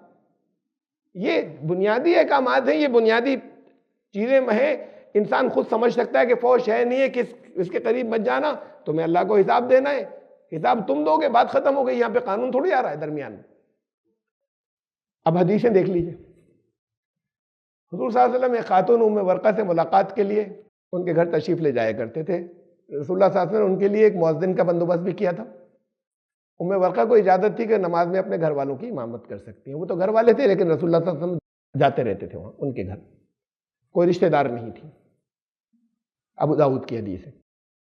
ابو اسید سعدی نے، یہ بخاری مسلم کی حدیث ہے، ابو اسید سعدی نے ولیمے میں نبی صلی اللہ علیہ وسلم اور آپ کے صحابہ کو بلایا. اس موقع پہ کھانا تیار کرنے اور اس کو پیش کرنے کی خدمت ان کی بیوی ام اسید نے انجام دی. انہوں نے پتھر کے ایک برتن میں چھہارے بھگونے کے لیے رات سے ہی چھوڑ دیے تھے. جب نبی صلی اللہ علیہ وسلم کھانے سے فارغ ہو گئے تو ان کو اپنے ہاتھ سے گھول کر آپ کی خدمت میں پینے کے لیے پیش کیا.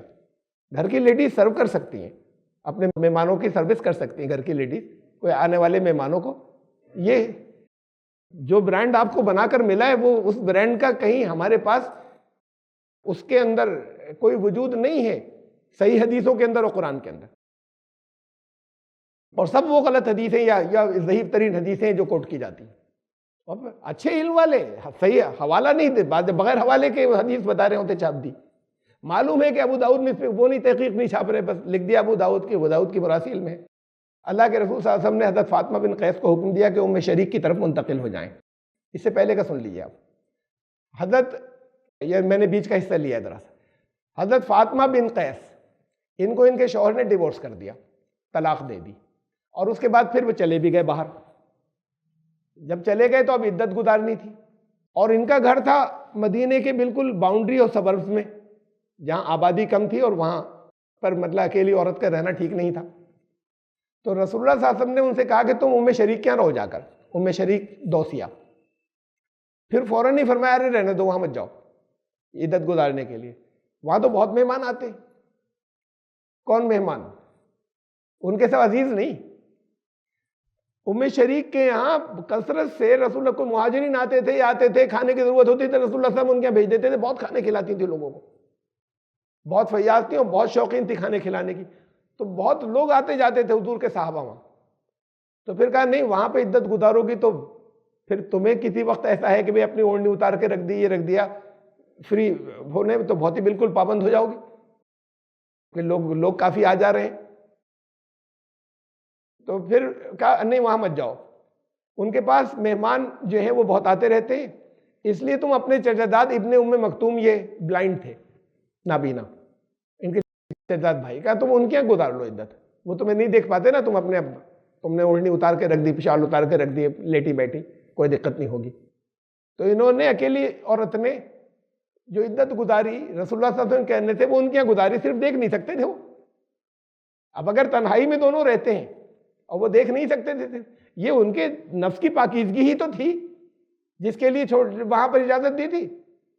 بھئی وہ نہیں دیکھ سکتے تھے، لیکن انہیں معلوم ہے کہ اور کزن ہے، انہیں معلوم ہے کہ ایک عورت ہے یہاں پہ، جوان عورت ہے، یہ دیکھ سکتی تھی، ان کو دیکھ سکتی تھی، لیکن یہ ان کے نفس کی پاکیزگی جس میں رسول اللہ صلی اللہ علیہ وسلم کی پورا اعتماد ہے، پورا بھروسہ ہے. کہا کہ عدت وہاں گزار لو ان کے.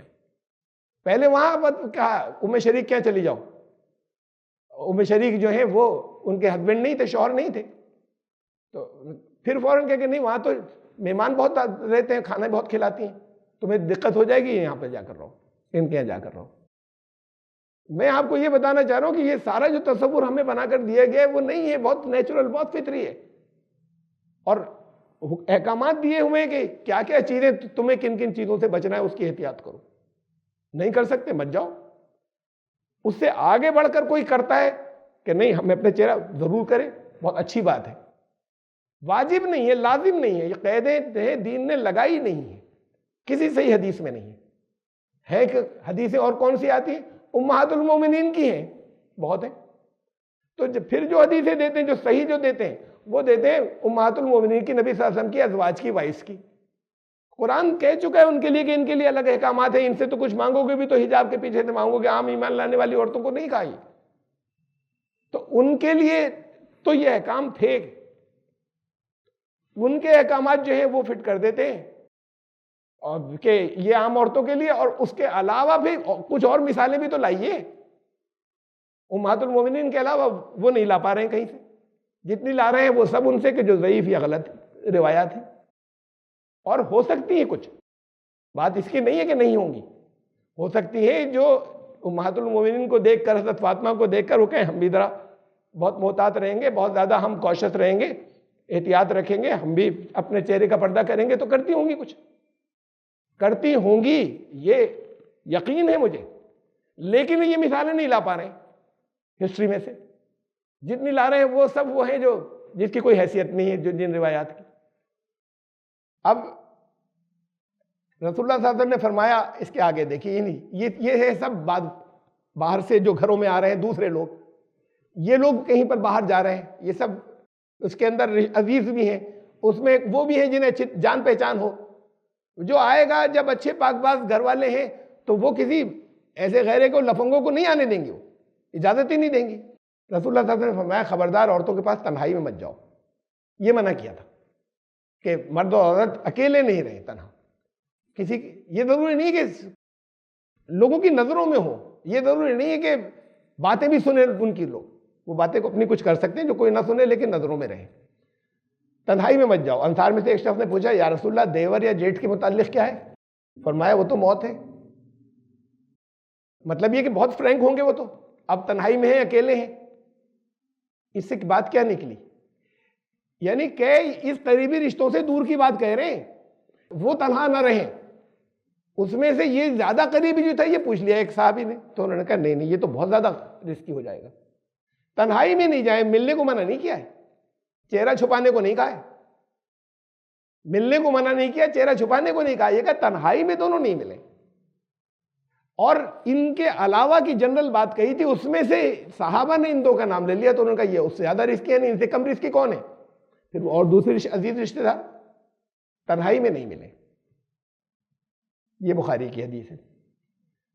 پھر مسلم کی ہے، حضور صلی اللہ علیہ وسلم نے فرمایا آج کے بعد سے کوئی شخص، اب یہ قرآن نے نہیں دیا تھا لیکن رسول اللہ صلی اللہ علیہ وسلم نے کلچر جو دیا، جو انسٹرکشن ہدایات دی اور لازم ہے عمل کرنا، فرمایا آج کے بعد سے کوئی شخص کسی عورت کے پاس اس کے شوہر کی ایبسنس میں نہیں جائے، کہ وہ نہیں ہے تو اس کے جب تک اس کے ساتھ ایک دو آدمی اور نہیں ہو، اکیلے نہیں جائے. لفنگے تھوڑی جائیں گے کہ 3 4 5، یہ یہاں پہ تو اگر 2 3 ہو گئے تو خطرہ اور بڑھ جائے گا کہ یہ ریپ کر دیں گے. بات یہ کہ جو نہیں قابل قبول ہیں وہ لوگ تو نہیں جائیں کبھی، ان کو پرمیشن نہیں دی جائے آنے کی.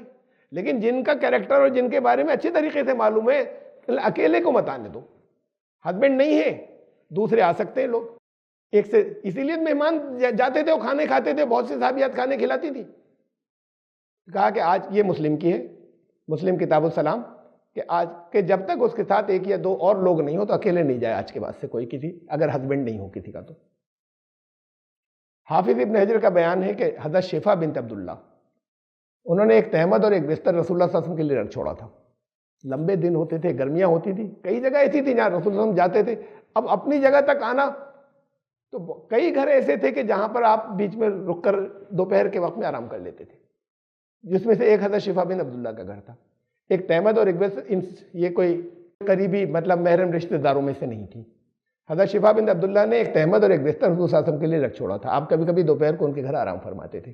اس میں مجھے کسی حدیث کے حوالے نہیں، میں نے ایک تذکار صحابیات جس میں صحابیات کے واقعات ہیں وہاں سے میں نے لی ہے، لیکن اسے پڑھا میں نے بہت سی جگہوں پر ہے، تو میں بتا دوں کہ میں نے اس میں جن کا ذکر بہت ملتا ہے، ان کی صحابیات کی جتنی بھی واقعات ہیں کتابیں سیرت جو صحابیات کی ہے، جن کا بہت ملتا ہے کہ رسول اللہ صلی اللہ علیہ وسلم ان کے خوب جاتے تھے، کثرت سے جاتے تھے، وہاں آرام بھی فرما لیتے تھے، وہاں لیٹتے بھی تھے۔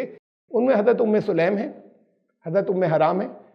یہ حضرت ام سلیم جو ہے یہ حضرت انس بن مالک، حضرت انس جو رسول اللہ صلی اللہ علیہ وسلم کی خدمت میں دے دیا تھا انہوں نے، والدہ نے، کہ یہ آپ کا غلام ہے، آپ کی خدمت میں، آپ کا خادم ہے، آپ ہی کے ساتھ رہے گا۔ یہ ان کی والدہ تھی ام سلیم۔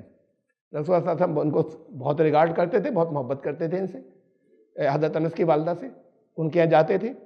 حضرت ام حرام جاتے تھے، لیٹتے بیٹھتے تھے۔ حضرت ام حرام ان کے بارے میں تو ایک آتا ہے، ایک حدیث جو ہے اس کے اندر بخاری کے اندر ہے کہ رسول اللہ صلی اللہ علیہ وسلم کے بالوں میں سے انہوں نے تنکے اور گرد ورد صاف کر کے کنگا کر رہی تھیں، اور پھر وہیں پر لیٹے لیٹے رسول اللہ صلی اللہ علیہ وسلم کو نیند آ گئی۔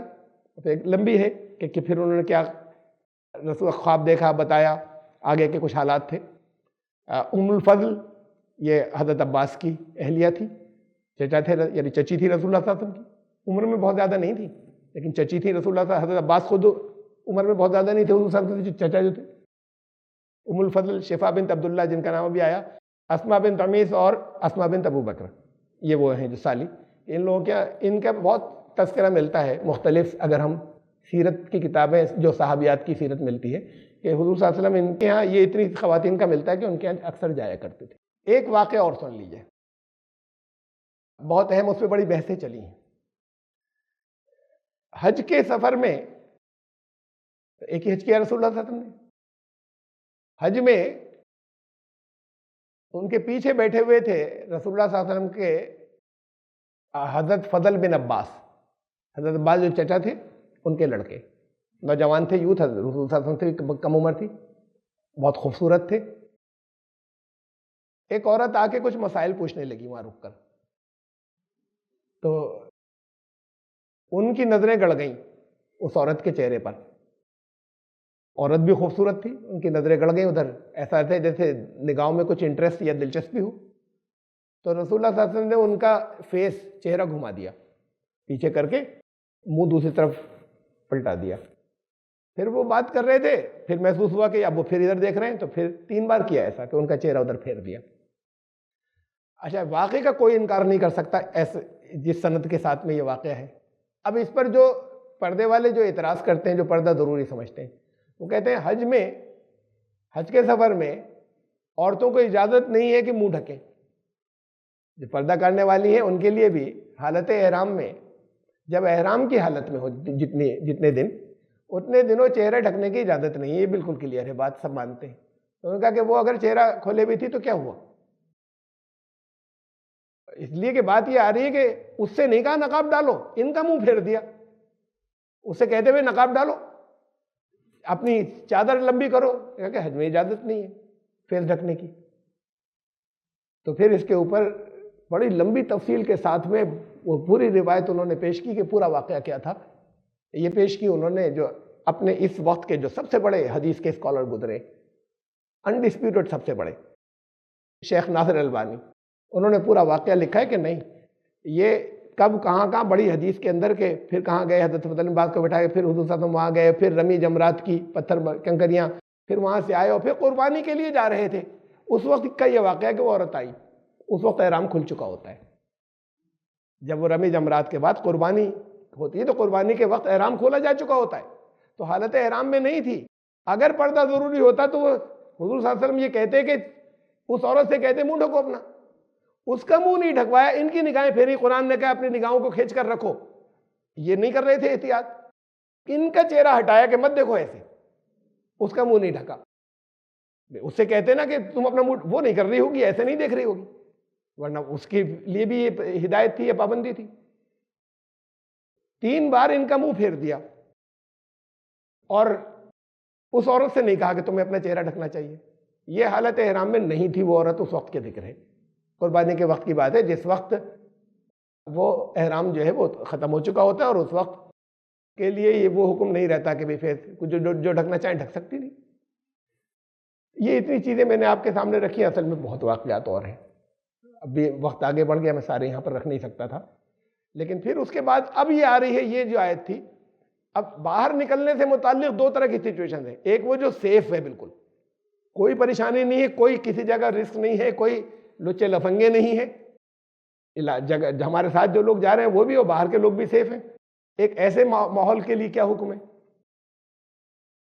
ام المومنین حضرت عائشہ فرماتی ہیں کہ انہوں نے انصار کی عورتوں کا ذکر کیا تو ان کی تعریف کی، ان کا ذکر اچھے انداز میں کیا۔ کیا جب سورہ نور نازل ہوئی تو پردوں یا تہبندوں کی طرف بڑھی عورتیں، اور ان کو پھاڑ واڑ کے اپنی اوڑھنیاں بنا لی، یعنی اس سے پہلے نہیں تھی، عام طور سے بہت سی نہیں پہنتی تھی، پھر وہ سب نے اپنی اوڑھنیاں بنا لی، اوڑھنی اور دوپٹے بنا لیے ابو داؤد۔ اور ایک اور دوسری کے اندر ہے کہ پھر اس سے نماز میں جانے لگی وہ اوڑھنیوں کے ساتھ میں۔ تو اگر سیف ماحول ہے کہیں اور کوئی پریشانی نہیں ہے، کوئی دقت نہیں ہے، تو قرآن نے کہا کہ اپنے سینوں پہ اپنے، تو اس میں سر تک ڈھکنے کا ذکر نہیں آیا، کم سے کم اس میں ڈھکتی ہوں گی۔ ایک دوسری حدیث میں آیا غیر محفوظ حالات میں باہر نکلنے کے احکامات، جہاں اتنے سیف نہیں ہوں۔ اب یہ قرآن کی وہ آیت تھی جس کی تشریح ہم لے کر چل رہے تھے۔ یہ ہے غیر محفوظ حالات سے متعلق، اے نبی اپنی بیویوں اور بیٹیوں ایمان والی عورتوں سے کہہ دو کہ اپنے اوپر چادریں ڈالا کریں۔ میں یہ واضح کر چکا کہ چہرہ ڈھکنا ضروری نہیں، قرآن نے ایسا کوئی حکم نہیں دیا۔ یا تو کوئی اوپر سے ایک اور گارمنٹ پہن لے ڈھیلا ڈالا جس سے وہ زینت چھپے، اور یا چادروں کو جو ہے وہ ڈالیں اپنے اوپر۔ اس سے یہ ہوگا کہ وہ پہچانی جائیں گی اور ستائی نہیں جائیں گی اگر کوئی ایو ٹیزرز ہیں۔ اگر یہ منافق جن کے دلوں میں مرد ہے، اس طرح کے لوگ اگر ہیں، اس ماحول کے لیے ہے یہ، اگر ان کے دلوں میں اگر وہ طرح طرح کہیں افواہیں اڑانے والے ہیں، کہیں بدنام کرنے والے ہیں، کہیں تہمت لگانے والے ہیں، اگر یہ بات نہیں آئے تو پھر ان کو ہم سزا دیں گے، اور لا جو ہے وہ ان کے اوپر امپلیمنٹ کر دیں گے، اور پھر وہ شہر سے نکل، تمہارے پاس کمی ٹھہریں گے، مطلب ان کو پھر شہر سے نکال دیا جائے گا۔ یہ ہے ایوٹیزرز کی سزا قرآن میں۔ اس کے آگے پھر سزا والی بات پہ اگلی مرتبہ تفصیل سے حدیث اور سن لیجیے۔ ام المومنین ام سلمہ رضی اللہ عنہ فرماتی ہیں کہ جب آیت یدنین علیہن من جلابیبہن ابھی جو گزری، اسی کے اندر اسی آیت، یہ جو ابھی آیت تھی اس کے اندر یہ ٹکڑا ہے کہ اپنے اوپر اپنی چادروں کو کس لیں یا اپنے اوور گارمنٹس جو ہیں وہ ٹھیک سے پہن لیں۔ جب یہ آیت نازل ہوئی تو انصار کی عورتیں نکلتی تو چادروں کی وجہ سے ایسا لگتا تھا گویا ان کے سروں پر کوے بیٹھے ہیں۔ مجھے نہیں معلوم اس کا کیا مطلب ہے کہ سروں پہ کوے بیٹھنے کا، یہ جو الفاظ آئے میں اس کے مطلب نہیں سمجھتا۔ بات یہ کہ ایسے اگر پہنے ہوئے ہیں کہ وہ چونچتی بن جاتی ہے، ایک اوڑھنی بھی ہے اس کے اوپر ایک اور چادر ڈال لی چونچتی بن جاتی ہے، کچھ ہوتا ہوگا اور رات کے وقت میں اندھیرے میں کالا نظر آتا ہو تو کیا ہوتا ہے، یا وہ جوڑے باندھتی تھی انصار کی عورتیں، ہو سکتا ہے باندھتی ہوں، مجھے نہیں معلوم، لیکن اس سے کہیں کسی بھی طریقے سے چہرے ڈھکنا کہیں سے کوئی تذکرہ اس کے اندر نہیں ہے۔ بات سروں کی ہو رہی ہے صرف کہ سر ایسے محسوس ہوتے تھے، اس میں کہیں چہرے ڈھکنے کا کوئی تذکرہ نہیں۔ جب یہ آیت نازل ہوئی تو کہا کہ پھر وہ جو سروں پہ چادر ڈال کے جاتی تھی اسے ایسا لگتا تھا کہ سروں پہ کوے بیٹھے، اور ظاہر ہے اندھیرے کا وقت ہوتا تھا، فجر کی نماز اول وقت میں ختم ہوتی تھی، آپ کی طرح اس وقت لیٹ جیسے ہمارے عام طور سے ہوتی ہے وہ نہیں ہوتی، رسول اللہ صلی اللہ علیہ وسلم کے دور کے اندر بہت اول وقت کے اندر ہوتی تھی، بالکل جب اندھیرا ہی ہوتا تھا، نماز ختم ہو جاتی تھی فجر کی، تو پھر وہ محسوس کالی ہوتی ہوگی یا کالی لگتی ہوں گی چادریں۔ یہ ہے جو باہر نکلنے سے متعلق ہے غیر محفوظ حالات کے اندر جس کے لیے حکم آیا۔ اب اس کے بعد یہ تو میں دکھا چکا کہ پچھلی دفعہ دکھایا تھا کہ حضرت امام مولانا مودودی نے بھی لکھا کہ اس آیت کے نزول کے بعد عورتیں عام طور سے، مسلمان عورتیں اپنے چہرے پہ نقاب ڈالنے لگی تھیں۔ عام طور کا مطلب نہیں ڈالتی تھی، کچھ مثالیں تو دے نہیں سکے سوائے ازواج کے، امہات المومنین کے، جو دیں وہ غلط تھیں، لیکن یہ اس کے بعد بھی قبول کیا کہ عام طور سے کا مطلب نہیں بھی کرتی تھی کوئی، تو اس کا مطلب واجب نہیں تھا، یہ تو خود ان کا اپنا جملہ بتا رہا ہے۔ اور یہی میں نے پچھلی بار دکھایا تھا کہ اپنے فتاوی میں مولانا خالد سیف اللہ رحمانی جو فقہ کے اس وقت کے بڑے مانے جاتے ہیں، یہی بات انہوں نے لکھی کہ عام طور سے اپنا چہرہ بھی چھپا لیا کرتی تھی. کوئی کسی جگہ مل نہیں رہا ہے، کوئی چھپاتی بھی ہوں گی یہ مجھے یقین ہے، لیکن کوئی مثال نہیں لا پا رہے ہیں سوائے امہات المومنین کے. اچھا، اب سنیوں کی جتنی بھی تفسیریں ہیں اس میں پرانی جو زیادہ پرانی ہے، جیسے ابھی حوالے چل رہے تھے ابن جریر، ان سب نے تو جن روایات کو لیا ہے ان کی تو میں نے ابھی کل ہی کھولی، اس روایات کی بنیاد پہ وہ تفسیر کر رہے ہیں اس آیت کی. لیکن پھر کشاف جو ہے یہ بھی قدیم تفسیروں میں سے ہے زمخشری کی، اور وہ چہرے کے پردے کو لازم نہیں سمجھتے اس آیت کی تشریح میں. اور اس کے بعد پھر بہت سی تفسیریں جو چہرے کے پردے کو لازم نہیں سمجھتے. اور پھر جدید تفسیروں کے اندر المنار ہے، رشید رضا کی بڑی زبردست تفسیر ہے، سید قطب شہید کی فی ظلال القرآن، چہرے کے پردے کو لازم نہیں سمجھتے ان آیات کی تشریح کے اندر، یہ ضروری نہیں ہے. یہ تو ہوئی تفسیروں کی بات. اب فقہ میں آ جائیے. فقہ میں امام حنیفہ، میں نے پچھلی بار بتایا تھا، امام ابو حنیفہ، امام شافعی اور امام حنیفہ کے شاگرد امام ابو یوسف یہ چہرے کے پردے کو لازم نہیں سمجھتے. یہ بات کے بہت کچھ علماء اس کے حنفی علماء ضروری سمجھتے ہیں اور کچھ نہیں سمجھتے، لیکن امام حنیفہ امام ابو یوسف جہاں سے فقہ حنفی چلی وہ ضروری نہیں سمجھتے تھے. امام شافعی کا مسلک یہ ہے کہ چہرے کا پردہ لازم نہیں ہے، اور شافعی علماء پرانے جتنے ہیں وہ سب کہتے ہیں لازم نہیں ہے. امام احمد بن حنبل کے لیے دو طرح کے قول مل رہے ہیں. انہی کے حنبلی لوگوں میں سے ایک گروپ یہ ثابت کر رہا ہے کہ نہیں امام صاحب کہتے تھے چہرہ ڈھکنا ضروری ہے، اور ایک گروپ حنبلی علماء میں سے حوالے دیتے ہوں یہ ثابت کر رہے ہیں کہ نہیں امام صاحب ضروری نہیں سمجھتے تھے چہرے کو ڈھکنا. تو بہرحال مطلب فقہا کی جو اکثریت ہے، فقہ کے جو بڑے ہیں ان کی اکثریت جو ہے وہ اسے ضروری نہیں سمجھتی. اب میں فقہ میں ان کی طرف آ رہا ہوں. یہ اس وقت کے جو انڈسپیوٹڈ دنیا کے جو سب سے بڑے فقیہ ہیں ورلڈ کے، شیخ یوسف القرضاوی، انہوں نے لکھا ہے کہ میں بہت ڈھونڈا، میں نے ہزاروں جگہ ڈھونڈ لیا میں نے تلاش بسیار، کے باوجود چہرے پر نقاب ڈالنے کو لازمی قرار دینے کے لیے مجھے قرآن حدیث سے کوئی ایسی دلیل نہیں مل سکی جسے دو ٹوک کہا جا سکے. اب یہ اتنا بڑا اسکالر آج کے دور کا فقیہ شیخ یوسف القرضاوی کہہ رہے ہیں کہ میں نے بہت ڈھونڈا، مجھے ملی ہی نہیں کوئی دلیل کہ جسے کلیئر کٹ کہا جائے کہ یہ دو ٹوک دلیل ہے. یہ میں پہلے ہی بتا چکا ہوں، انہوں نے لکھا ہے، یہ میں پہلے ہی بتا چکا ہوں کہ ان علماء کی تعداد نہایت کم ہے جو چہرے پر نقاب کو لازمی قرار دیتے ہیں، وہ بہت تھوڑے سے ہیں.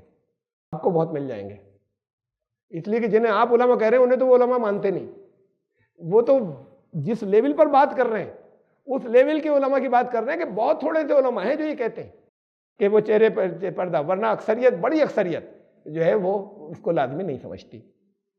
یہ قریب کے دور کے، ابھی میں نے فقہاء کا بتایا، علماء کا بتایا، مفسرین کا بتایا، اب یہ محدثین، حدیث کے عالم، قریب کے دور کے سب سے بڑے عالم جو گزرے ہیں، ابھی ان کا سن 99 میں انتقال ہوا ہے، شیخ ناصر البانی. ان کے بارے میں کہا یہ جاتا ہے کہ حافظ ابن حجر کے بعد اتنا بڑا محدث کوئی دوسرا نہیں گزرا آج تک، جتنا کام انہوں نے حدیثوں کے اوپر کیا ہے. اور سلفی لوگ تو بالکل آخری ان کو اتھارٹی مانتے ہیں کہ جو جس حدیث کو انہوں نے صحیح کہہ دیا وہ صحیح ہے، جس کو انہوں نے ضعیف کہہ دیا وہ ضعیف ہے. اتنی گہرائی تک جا کے ساری چیزیں ہر حدیث کی انہوں نے لی ہیں، سارے مجموعوں کے، اور بہت لمبا ذخیرہ ہے جو کتابیں لکھی ہیں. شیخ ناصر البانی نے ایک پوری کتاب لکھی ہے اس پہ کہ چہرے کا پردہ لازم نہیں ہے، اور ساری جتنی بھی حدیث میں ہو سکتی ہیں سب حدیثیں لی ہیں اس کے اندر، کہ جو اسے غلط کہہ رہی ہیں جو اسے صحیح کہہ رہے ہیں، لازم ہے اور نہیں ہے، اور اس میں سے ایک ایک کر کے انہوں نے سب حدیثوں کو کہا یہ سب غلط ہے، یا سب غلط ہیں یا ضعیف ہیں. یہ جتنی یہ کہہ رہی ہیں کہ چہرہ ڈھکنا ضروری ہے، پھر صحیح حدیثیں انہوں نے پیش کی ہیں، بہت لمبی ہیں. پھر آثار جسے کہتے ہیں، وہ حدیث نہیں بلکہ ان کا صحابہ کا عمل، وہ سے آثار کہتے ہیں، صحابہ تابع، وہ بہت لمبی دی ہیں، وہ 11-12، وہ 16-17 وہ دی ہیں انہوں نے، کہ جس سے انہوں نے بتایا یہ شیخ ناصر البانی کا ہے. تو یہ اتنا حصہ تھا. یہ میں آج کافی آگے بڑھ گئے ہم وقت میں، جبکہ میں نے بہت سی آیات نہیں پڑھی درمیان میں. یہ پھر رہ جاتا تو پھر مجھے پچھلا کچھ ریپیٹ کرنا پڑتا. اور بہرحال یہ آیات 2 ہوئیں، انشاءاللہ زندگی رہی تو اس کے آگے سے ہم پھر شروع کریں گے. ان دونوں آیات کو کنٹینویشن میں لیں گے، اس کی تفسیر نہیں کریں گے، لیکن اگلی آیت جو ہے وہ آیت نمبر 61 وہ انہی سے جڑی ہوئی ہے. ان کا ترجمہ پڑھیں گے اور آیت نمبر 61 سے پھر ہم آگے چلیں گے انشاءاللہ، آئندہ زندگی رہی تو آئندہ جمعہ. سبحان ربک رب العزت